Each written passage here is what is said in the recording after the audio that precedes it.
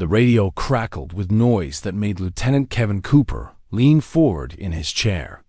The sound was wrong.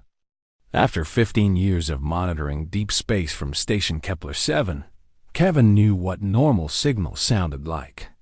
This was not normal. "Sir, we have a distress call coming from Zephyr 4, Kevin said. His voice steady, but his hands were shaking as he adjusted the frequency controls. "Commander." Lucas Hayes looked up from his reports. His face was hard, lined with years of watching the galaxy and what it could do to humanity. He moved to the communication station without speaking. At 63 years old, Lucas had seen wars that other species forgot about, and he had learned to read the fear in a human voice from millions of miles away. The message came through clearer now. It was broken. Static cut through the words, but the meaning was clear enough. "This is Governor Helen Maxwell of Zephyr 4. The Valorians came 3 weeks ago. They said we had 1 day to surrender. We refused. They attacked. We fought back. We are still fighting. Our weapons are old. Our soldiers are not many. But we will not break. Please, send help. Send anyone. The bombing starts tomorrow. We have maybe 12 hours before they destroy everything. Please respond. This is Zephyr 4. Please respond." The message ended. Then it started again from the beginning. Lucas closed his eyes. Zephyr 4 was a human colony on a distant world, established 15 years ago by people who wanted to build something new away from Earth. 2,400 people lived there. Families, children, scientists, builders. Now they were being crushed under the boots of the Valorian Empire. Everyone in the command center knew about the Valorians. They were the worst kind of enemy. Tall, strong, advanced.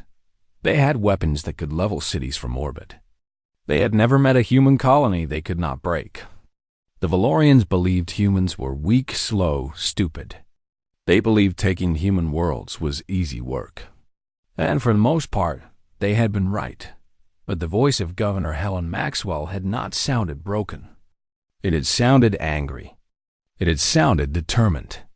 "Get me Captain Daniel Torres," Lucas said. Now, Kevin made the call. 5 minutes later, Captain Daniel Torres appeared on the screen from the military dock station. He was a big man with dark eyes that had seen combat. He was one of the few officers in the Earth Defense Fleet who had actually fought the Valorians and lived to tell about it. "We have a problem," Lucas said. And he played the message. Daniel listened without moving. When it finished, he said, "How long ago?" 6 hours, Kevin said. The signal was delayed by distance. "So the attack is probably happening right now," Daniel said. "Yes," Lucas said. "And they want help in 12 hours. "Yes." Daniel was quiet for a moment. Then he said, "The colony is finished. Everyone there is already dead. We cannot reach them in time. If we send ships, we lose them. The Valorians will have ships waiting. This is how they operate. They crush a target, and when rescue comes, they crush the rescue too." Lucas had thought the same thing, but he was thinking about something else now. "Play the message again," he told Kevin. The message played again. This time, everyone paid attention to what was not said. The governor did not say they were defeated. She did not say they were dying. She said they were fighting. She said they refused to break. "They held for 3 weeks," Lucas said. "The Valorians expected them to surrender in 1 day. 3 weeks against the Valorian military. A small colony of 2,000 people held against the Valorian military for 3 weeks. "That does not matter," Daniel said. 3 weeks or 3 minutes, the result will be the same. "Will it?" Lucas asked. "If a human colony can hold the Valorians for 3 weeks, that means the Valorians are not as strong as everyone thinks. That means they expected an easy victory and got something else instead." Daniel stared at the screen. Then he understood. "You want to go. I want to save them," Lucas said. "You cannot save them," Daniel said. "There is no way to save them." "There might be," Lucas said. "If we move now. If we move fast. If we do something the Valorians do not expect. And if we are wrong, then we lose some ships and some soldiers," Lucas said. "But Earth does not lose anything else. And Zephyr 4 loses nothing because they are already lost." Daniel was quiet. Then he said, "I need an hour to prepare the fastest ships we have. If we launch now, we can be there in 4 hours. That gives them 8 hours before the bombs fall." "That is enough time," Lucas said. "It will not be," Daniel said. "But I will try anyway. Because you are right about one thing. The Valorians made a mistake. They underestimated humans from Earth. That is their problem." Lucas turned to Kevin. "Send a response. Tell them help is coming.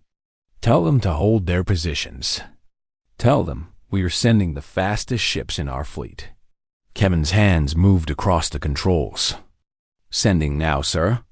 The message would reach Zephyr 4 in 6 hours. By that time, it might already be over. But Lucas was thinking about something else. He was thinking about what it meant to be human. Humans came from Earth, a world that tried to kill them every day. Everything on Earth had teeth or poison or claws. Humans learned to fight because they had to fight to survive. They learned to work together because a single human could not survive alone. Humans were not the strongest in the galaxy. They were not the fastest or the smartest. But they had one thing that the Valorians did not understand. Humans refused to accept defeat. Humans would fight even when it was stupid to fight. Humans would protect each other even when it meant dying. Lucas went to the observation window and looked out at the stars. Somewhere out there, humans from Zephyr 4 were fighting a losing battle. They knew they were losing. They knew that death was coming. But they were fighting anyway. That was what made them dangerous. That was what made them different. That was what the Valorian Empire had never understood about the people from the Deathworld. The planet Zephyr 4 hung in space like a bruised fruit. Large sections of the colony were burning. Smoke rose from the impact craters where the Valorian bombardment had torn through the surface. But the colony was still there. It was damaged but not destroyed. And more importantly, the colony was still fighting. Chief Sergeant Marcus Reed's shuttle cut through the atmosphere like a knife. The heat of entry made the windows glow red. Below him, the planet looked like hell. Above him in orbit, he could see the Valorian ships, and he could see the Earth Defense Fleet moving to block them. The battle had already started. The shuttle landed hard in a clearing outside the colony. Marcus and his team of 30 soldiers moved out fast, weapons ready. They had been told to expect heavy resistance, to expect Valorian soldiers everywhere. Instead, they found something different. Governor Helen Maxwell was waiting for them with a rifle in her hands. She was a thin woman in her 50s, and her clothes were torn and covered in dust. Her eyes were hard and clear. "Welcome to Zephyr 4, she said. "You came with 15 minutes to spare." Marcus stared at her. "Where are the Valorians?" "Over there." Helen pointed to the east. "About 2 kilometers out. We have been pushing them back all morning. They do not expect resistance. They expected us to break by now." Marcus looked at his team, then back at Helen. A governor who could fight was not common. "How many soldiers do you have?" 173, Helen said. "Most of them are colonists who have never held a gun before today. We've been fighting for 3 weeks with what we could make and what we could steal from the Valorian supply drops." Marcus felt something shift inside him. 173 untrained colonists against the Valorian military. For 3 weeks. It should have been impossible, but he could see it in the buildings around him. The Valorians had destroyed a lot, but they had not destroyed everything. And the human soldiers had fought smart.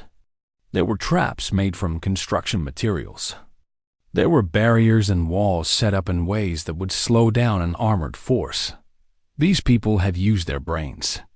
They had used the terrain. They had refused to die. "Show me your defensive positions," Marcus said. Helen led him through the colony. She showed him where the main Valorian force was positioned. She showed him the supply lines, the weak points, the places where the Valorian soldiers were vulnerable. As she talked, Marcus realized something. This woman was a military strategist. She had taken a colony of civilians and turned them into a fighting force. "They are arrogant," Helen said. "That is their weakness. They believe they cannot lose. They believe we are just animals waiting to be put down. So they do not move carefully. They do not set up proper defenses. They do not expect us to attack back." Marcus nodded. He had fought the Valorians before, and he knew they were fast and strong and well-trained. But Helen was right. The Valorians were arrogant. They believed technology and strength was enough. They had never fought against an enemy that would not surrender, that would not break, that would not accept defeat. "We are going to push them off this planet," Marcus said. "But first, we need to set up a defensive line for the evacuation. We need to clear a space where we can get your people to safety." "We do not need to evacuate," Helen said. "Yes, we do," Marcus said. "The Valorians have more soldiers coming. We can hold them, but not forever. We need to get your people away from here." Helen looked like she wanted to argue, but she did not. She knew he was right. A colony of 2,000 people could not fight a war, but they could survive one if they had help. Marcus called for the other soldiers. Within an hour, they had set up a perimeter around the evacuation zone. They had created defensive positions that would let them hold off a much larger force. Marcus had learned this from fighting on Deathworlds. A smaller force could hold against a larger force if it had the right position and the right plan. Then he led a strike team east toward the Valorian position. Behind him came 100 of Helen's soldiers. They were civilians, but they had spent 3 weeks learning how to survive. They had learned how to aim. They had learned how to move quietly. They had learned the most important lesson of all: that death is not the worst thing that can happen to you. Surrender is. The Valorian soldiers did not see them coming until it was too late. Marcus's team hit them from 3 sides at once. The Valorians were strong and fast, but they could not be fast and strong against human ingenuity. A trap made from wire brought down 3 soldiers. A hidden position with crossfire put down 5 more. The Valorians began to retreat. And then the Valorian commander sent a message. The words came through on the radio in a language that needed translation, but the meaning was clear enough. The Valorian commander, Admiral Cross, was ordering his troops to break off and get to their ships. He was ordering a planetary bombardment. He was going to destroy the colony from orbit. Marcus looked at Helen. She looked back at him. And they both knew what that meant. But before the bombardment could begin, the Earth Defense Fleet moved. The ships descended from the upper atmosphere and positioned themselves between the Valorian fleet and the planet. Lucas Hayes sent a message to Admiral Cross. "Stand down," the message said. "Leave this world. You have lost here." Admiral Cross sent back a message filled with rage and pride. He said that humans were nothing, that Earth was nothing, that he would destroy them all. And then he ordered his ships to jump to hyperspace. He was leaving. He was retreating. He had come to take a human colony, and he was leaving in defeat, his soldiers dead or captured. His mission failed. The bombardment stopped. The Valorians were gone. The colony was still standing, and Earth had made a choice. They had chosen to come. They had chosen to fight. They had chosen to prove that humans from a death world were not something to be conquered. They were something to be feared. Dr. Patricia Wells worked in a medical tent that used to be a school. The walls still had children's drawings on them. The drawings showed happy families and sunny planets and things that looked like they came from dreams. Now the tent was full of wounded people and the smell of blood and medicine. Patricia was a xenobiologist, which meant she studied alien life. She had never expected to work as a field medic. But the colony had needed help, and she had hands that could work, and that was enough. She moved between the wounded colonists, checking bandages, giving medicine, trying to keep people alive. One of her patients was a Valorian soldier. The soldier's name was Kex, or at least that was what the name sounded like when it came through a translator. Kex had been captured during the fighting, and now he lay on a medical table with a wound in his leg that needed treatment. Patricia cleaned the wound. The Valorian watched her with eyes that seemed confused. When she finished and wrapped the leg in fresh bandages, Kex said something in his own language. The translator made it into words Patricia could understand. "Why do you not kill me?" Kex asked. Patricia did not stop what she was doing. "Because you need medical care. Because killing prisoners is wrong." "You won," Kex said. "The war is over. I am your enemy. I would have killed you." "Yes," Patricia said, "but that does not matter. You are wounded. You need help. That is all that matters right now." Kex was quiet. Then he said, "This is not how war works. This is how humans do it," Patricia said. Above them, in the orbit around Zephyr 4, the evacuation was happening. Lieutenant Lisa Novak was flying one of the evacuation shuttles. The shuttles were not fast, and they were not heavily defended. They were designed to carry people safely, not to fly through combat zones. But that was exactly what they had to do now. The Valorian ships were leaving, but not before they tried one last attack.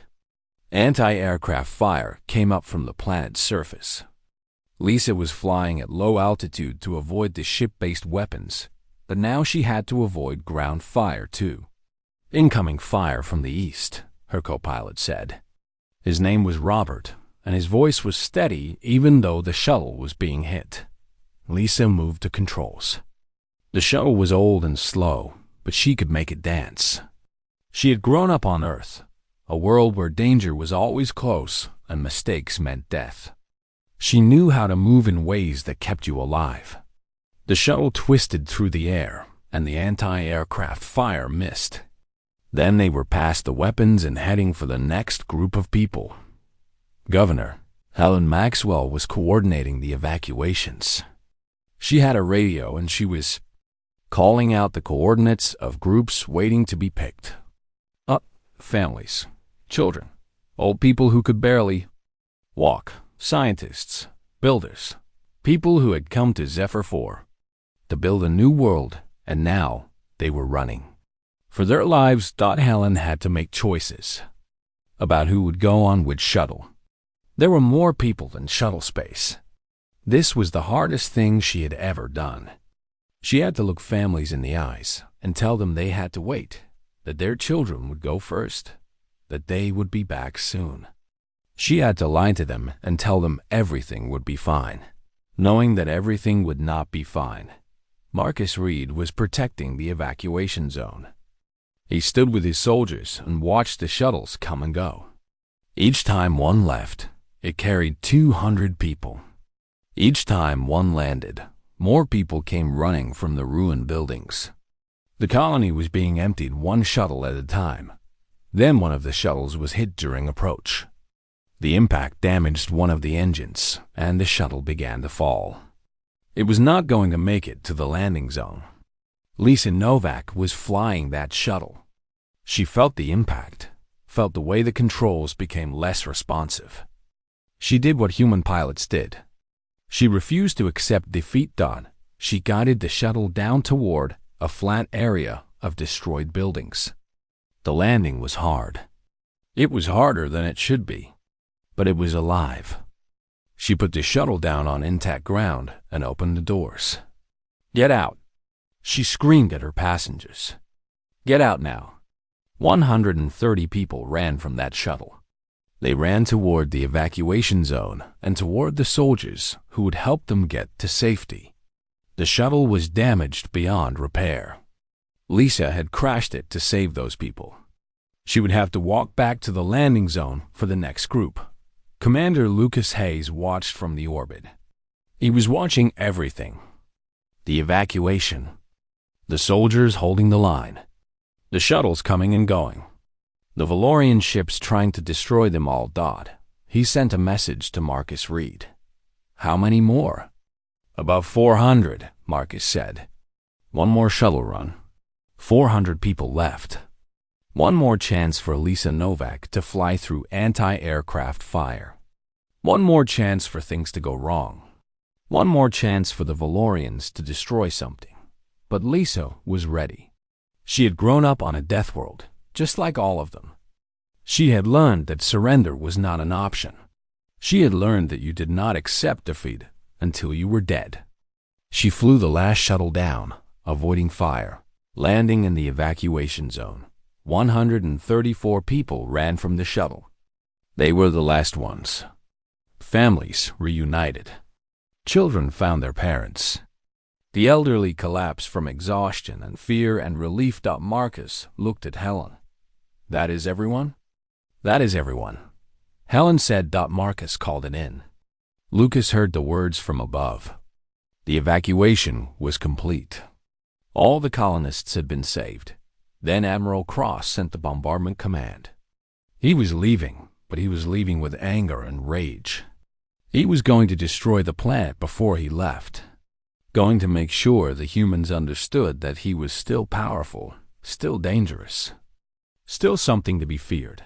The first bombs fell on empty buildings. The colonists were already in the shuttles, already lifting away, already going to safety. The planet burned below them, but the people were safe. And when the shuttles connected to the Earth Defense Fleet ships, and the ships began to move away from Zephyr 4, something important happened.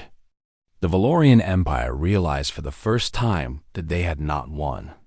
They had been driven back. They had been defeated by humans who would not break, would not surrender, would not accept that the Valorians were superior. The Deathworlders had shown them what strength really meant. The medical ship was called the Recovery, and it was where the Valorian prisoners were being held. There were 47 of them in total. Some were soldiers. Some were officers. All of them were confused about why they were still alive. Dr. Patricia Wells moved between the prisoners, checking their wounds, making sure they had food and water. This was her job. She treated the sick and the wounded without asking who they were or what they had done. A wound was a wound. Suffering was suffering. That was all that mattered. One of the Valorian officers was a commander named Vex. He was tall and broad-shouldered, and his skin was a deep purple color that came from his species. He had been wounded in the fighting, and his arm was in a medical sling. When Patricia came to check on him, he asked her the same question that all the prisoners asked. "Why are we not dead?" He said. Patricia did not look up from checking his bandages. "Because humans do not kill prisoners. It is against our rules." "You won the battle," Vex said. "You beat us. Why would you not kill your defeated enemies?" "Because it is wrong," Patricia said. "Because killing someone who cannot fight back is not an act of strength. It is an act of weakness." Vex stared at her. In the Valorian military, mercy was not something that existed. If you lost, you died. If you were taken prisoner, you were killed. There was no other way. Strength meant removing weakness, and a defeated enemy was weakness. "This is not logical," Vex said. "No," Patricia agreed. "It is not logical, but it is right." Over the next few days, Patricia spent time talking with Vex. The Valorian commander had questions, many questions. He wanted to understand how humans could spare their enemies. He wanted to know why humans would risk their lives to save people they did not know. He wanted to understand the thing that drove humans forward, even when it made no sense to do, so Patricia tried to explain it. She told him about Earth, a world where every day was a fight for survival. She told him about how humans had to work together because a single human could not survive alone. She told him about how humans chose to protect each other, chose to care for each other, chose to build things together instead of trying to dominate each other. "This makes you weak," Vex said. "No," Patricia said. "This makes us strong. You are strong because you are fast and because you have weapons. But we are strong because we will never break. We will never surrender. We will never accept that we are beaten. You are strong in ways we are not. But we are strong in ways you do not understand." Vex was quiet. Then he said something that made Patricia stop. He said, "Your soldiers flew through fire to save people they did not know. I have never seen a Valorian soldier do that. I have never heard of a Valorian soldier doing that. We would save ourselves. We would let others die if it meant we could live." "Yes," Patricia said, "but humans are different." Meanwhile, Commander Lucas Hayes was preparing a transmission to the Galactic Council. The Galactic Council was an organization of different alien species that tried to keep peace in the galaxy. It was not always successful, but it was better than the alternative. It was better than chaos. Lucas recorded his message carefully. He talked about what happened on Zephyr 4. He talked about the Valorian attack. He talked about the human defense. He talked about the human evacuation. He talked about the human choice to spare the Valorian prisoners. "The Valorian Empire believed that humans were weak," Lucas said into the recorder. "The Valorian Empire believed that human colonies could be conquered with ease. The Valorian Empire was wrong. Humans are not weak. Humans are not easily defeated. And humans are dangerous not because we destroy our enemies. Humans are dangerous because we will fight for what we believe in, and we will not stop fighting until we are dead." He sent the message to the Galactic Council. Within hours, it was being transmitted across the galaxy. Every species that received it understood what it meant. The Valorian Empire had attacked a human colony and lost. Not just lost the battle, lost the perception that humans were something that could be taken without cost. Lost the image of humans as weak and easy to conquer. In the medical bay, Vex asked Patricia if he could speak with Commander Lucas Hayes. Patricia arranged it. Lucas came into the medical area, and Vex stood up, which caused him pain because his wounds were not fully healed. Lucas gestured for him to sit back down. "What do you want?" Lucas asked. "I want to tell you something," Vex said. "And I want you to send that message to the Valorian Empire." Vex told Lucas about what he had seen in the human soldiers. He talked about the courage. He talked about the strategy. He talked about the mercy. He talked about the thing that made humans different from every other species he had ever encountered. "Your soldiers are not fighting because they want to conquer," Vex said. "Your soldiers are fighting because they want to protect. This is something we do not understand in the Valorian military. We fight to dominate. You fight to defend. And defense is stronger than domination because someone will always defend their home. But not everyone will want to dominate." Lucas listened. Then he said, "Do you want to go back to the Valorian Empire?" Vex was quiet for a long time.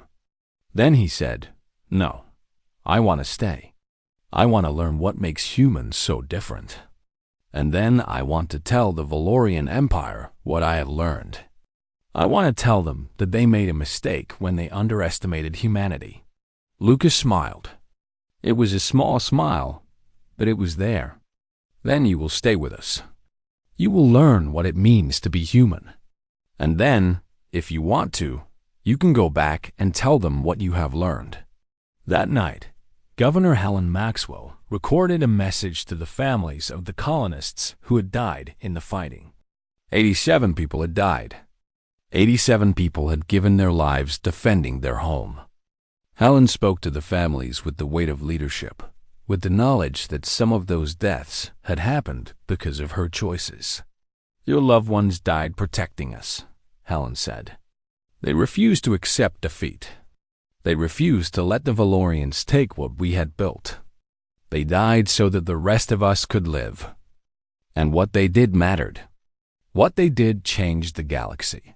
Every species that hears about Zephyr 4 will know that humans are not something to be conquered. They will know that humans will fight, and they will think twice before attacking a human world." The message went out to Earth. It went to the families. It went to the Galaxy Council. And it went into the history books as the moment when humanity stopped being a minor species in the galaxy and became something dangerous. Something that could not be ignored. Something that could not be taken for granted. The Deathworlders had announced their arrival. The survivors of Zephyr 4 arrived at Earth on a clear morning. The ships descended through the atmosphere and landed at the military base in what used to be called Nevada. There were no parades. There were no celebrations with music and joy. There was just the quiet arrival of people who had lost everything. The families came to the landing zone. They held signs. Some of them were crying. Some of them were smiling. All of them were waiting to see if their loved ones were coming home. And one by one, people walked out of the ships. Families reunited. Children ran to their parents. Parents fell to their knees and held their children. But there was also silence. The silence of absence. 87 families did not have anyone coming home. 87 people were not going to step off the ships. They had died on Zephyr 4, and they were staying there. Governor Helen Maxwell stepped off the ship last. She moved slowly, like someone carrying a great weight. She had led the colony. She had made the decisions that kept people alive. But she also carried the weight of those who had died. That evening, Commander Lucas Hayes stood before the Military Council of Earth. They sat in a large room and waited to hear what he would say. Lucas was still dressed in his combat uniform. He had not taken time to change or to rest.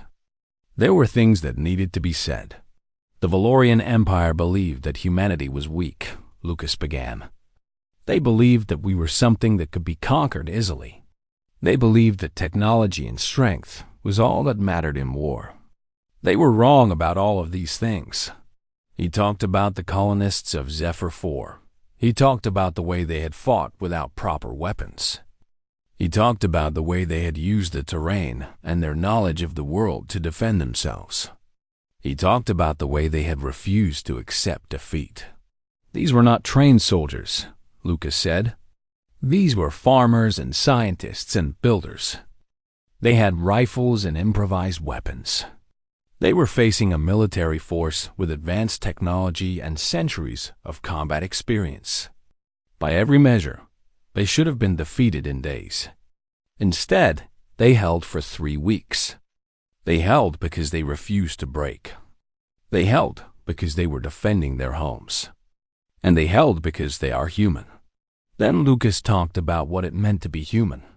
He talked about Earth, a world that had tried to kill humanity every day for millions of years.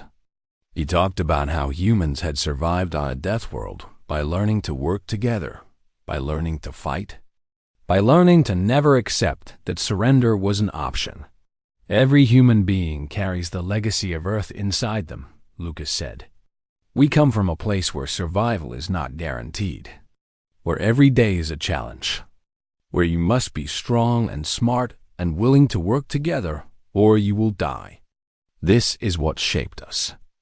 This is what makes us different from the other species in the galaxy. We do not fight because we want to conquer. We fight because we will not allow our people to be conquered. Captain Daniel Torres stood and spoke next. He was the military commander of the fleet, and what he said would shape how Earth responded to the Valorian attack. We are going to strengthen our military, Daniel said. Not because we want to conquer anyone, but because we will never allow what happened at Zephyr 4 to happen again. We will build ships. We will train soldiers. We will make sure that any species that thinks about attacking a human world understands what it means to face humans. We will make the cost of attacking us so high that no one will try. The military council voted. The vote was unanimous. Then Lucas requested that the Galactic Council receive him. The council met through holographic transmission, with representatives from 20 different species sitting in a virtual room. Lucas stood before them and told them the story of Zephyr 4. The Valorian Empire attacked the human colony. Lucas said, "They expected an easy victory. Instead, they found a people that would not break. They found a people that would fight with anything they had. They found a people that would die rather than surrender. And when we arrived with our military forces, we defeated them. We took their prisoners alive. We treated them with mercy. And we saved our people." He paused. "I am telling you this because I want you to understand something. The Valorian Empire is no longer the greatest military power in this galaxy. You are looking at a new power. A power that comes from a death world. A power that cannot be broken. A power that will protect its people at any cost." The council was silent. Then a representative from the Callus species stood. "Earth is requesting what? Recognition as a major power?" "No," Lucas said. "Earth is telling you what has already happened. We have become a major power. We have become something that other species need to respect and work with, not dominate." Over the next weeks, something happened in the galaxy. Merchant ships started carrying the story of Zephyr 4, the story of a human colony that fought the Valorian Empire and won. The story of humans that showed mercy to their enemies. The story of a military force that would not accept defeat. Species that had considered attacking human worlds began to change their minds. Young species that had seen humans as minor players in galactic politics began to think about alliances instead of conquest. The Valorian Empire's reputation began to crack. Not because of the military defeat, but because everyone now knew that the Valorians had underestimated humans and lost. Commander Vex was offered a choice. He could go back to the Valorian Empire if he wanted to, or he could stay and work with Earth. He chose to stay. He wanted to learn more about humans. He wanted to understand the thing that made them so willing to die for each other. In the Academy for Military Training, a new generation of soldiers began their training. Commander Lucas Hayes stood before them and delivered a speech that would become legendary. "You are going to be soldiers," he said. "But you are something more important than that. You are Deathworlders. You come from a planet where survival meant fighting every day. You come from a planet where humans learned to work together because working together was the only way to survive. This is your inheritance. This is what makes you special. This is what makes you dangerous." He paused. "The galaxy thinks that strength is about technology and weapons. But we know better. We know that strength is about will. It is about refusing to break. It is about choosing to protect your people, even when it costs everything. This is what makes humans dangerous. Not our weapons, not our ships, but our will to never surrender." The final message came from Governor Helen Maxwell. She had been offered a position as ambassador to the Galactic Council. She had accepted. She wanted to represent humanity on the galaxy stage. "We are not here to conquer anyone," Helen said in her first speech to the council. "We are here to build. We are here to protect our people. We are here to show the galaxy what it means to be human. And we are here to remind everyone that the Deathworlders of Earth will never break. We will never surrender. And we will always protect each other." The council listened. For the first time, they understood what they were dealing with. They were dealing with a species that had survived on a harsh world by learning to work together, to fight together, and to never accept that defeat was final. They were dealing with humans. And from that moment forward, every species in the galaxy understood one simple truth. The humans from Earth were not something to be conquered. They were something to be respected. They were something to be feared. They were something that could change the course of the galaxy. The Deathworlders had arrived, and the galaxy would never be the same.